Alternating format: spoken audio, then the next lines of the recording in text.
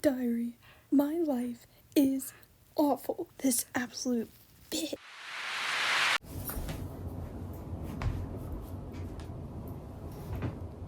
Well, Dork Diaries ruined my life. Okay, so maybe that was a bit of an over-exaggeration. That never happened to me. Heck, I wasn't even bullied, surprisingly. But I genuinely thought my life was going to be just like Nikki Maxwell's. I thought I'd go to a fancy school, meet cute guys, get bullied by a diva. But now that I have 3 whole years of middle school under my metaphorical belt, I thought I'd reread each book to review and compare to my life. And of course, we start at the beginning, September. Well, mostly this book goes into October for some reason. So, we start this series with Nikki hating everything. The diary her mom gave her, her new school, her sister, her entire family. The school she goes to is a fancy private school, and the only reason she can get in is because her dad is a bug exterminator who started working for the school and got her a scholarship. And Nikki is super embarrassed by her dad's extermination job because the van he owns has a giant roach on it, on the top. The roach's name is Max, and he is 7 feet long. Anyway, we also learn that the school is hosting an art competition, and the prize is $500, which is insane. And Nikki just has to enter because, as we learn in the first 5 pages of this book, she's just really good at art. And then she learns that Mackenzie is also entering in the competition. What if she wins? Then I'll just have embarrassed myself in front of the entire school. You are literally the main character of this book. She also signs up for the library assistant, which her 2 future best friends also work for with whatever. We also learn of Nikki's stalkerish tendencies for the boy that she likes. Like, she randomly mentions that Brandon is super into journalism and photography and has won multiple awards. She's never even talked to this man. She also describes him as the quiet rebel type. Wow, what a way to tell and not show. Thanks, Miss Russell.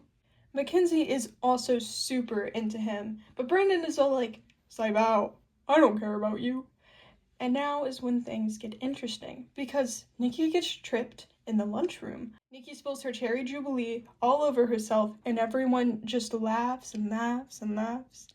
But then, Brandon appears. He gives her a napkin, oh so romantically, and their hands brush. And then she runs to the janitor's closet, and Chloe and Zoey find her, and then they all become friends. Mackenzie is also going to have a birthday party, and she seems to purposefully avoid Nikki just to embarrass her, and it makes her incredibly jealous. Well, one day Nikki and her sister have to get picked up by their dad, who just got a call from some folks with a party that night. So he goes to this random family's house in his extermination truck, with the giant bug on it, with his daughters. Then Brianna has to pee, so Nikki and Rihanna ask to piss in this super fancy mansion. While Brianna is peeing, Nikki hears Mackenzie's voice coming closer, which is when Nikki realized that this random house that's having a party that night is Mackenzie's house. And then one thing leads to another, and next thing you know, Brianna's like kicking Mackenzie and running away. And then both of them just get away with like 0 repercussions. Meanwhile, at school, the librarian says that some kids will be selected to go to New York City for a special meet and greet at the library there. Chloe and Zoey really want to go, so they start brainstorming with Nikki some special ways to get the teacher's attention. Eventually, they settle on temporary tattoos, as drawn by Nikki. 1 tat in exchange for 3 books.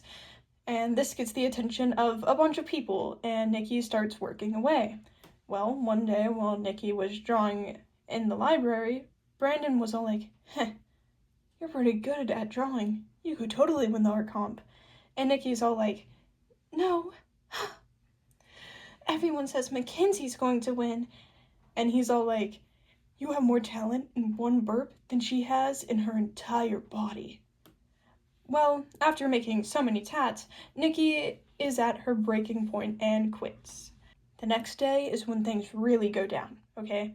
You see, Nikki, she oversleeps. She shows up to school in her dad's bug van with her art submission, and it's raining. Then, to add insult to injury, her painting gets crushed by her dad's van, and Mackenzie finds out her dad is an exterminator. And then Nikki thinks that her friends hate her, and basically her whole life is falling apart. The next few days she stays home from school until she can convince her parents to let her move schools.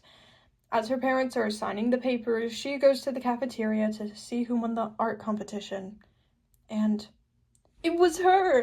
Brandon, Chloe, and Zoey had photographed the tats that she had made and submitted them for her. Realizing what amazing friends she has, she runs back to her parents, convinces them to let her stay, and makes up with her friends.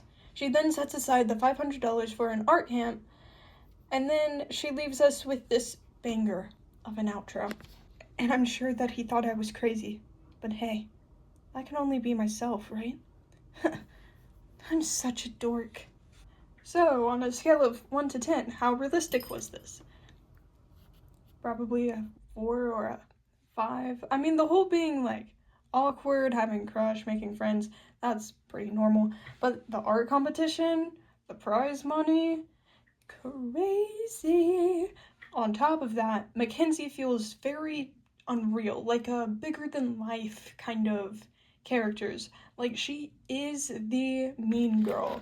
And in middle school, that type of person just, like, doesn't really exist, at least from my experience. Now, as far as my enjoyment rating, I'd say a 6 out of 10. It was fine. I probably won't read it again, but this is what made me happy as a kid. And, you know, good for little me. Because at the end of the day, I'm such a dork.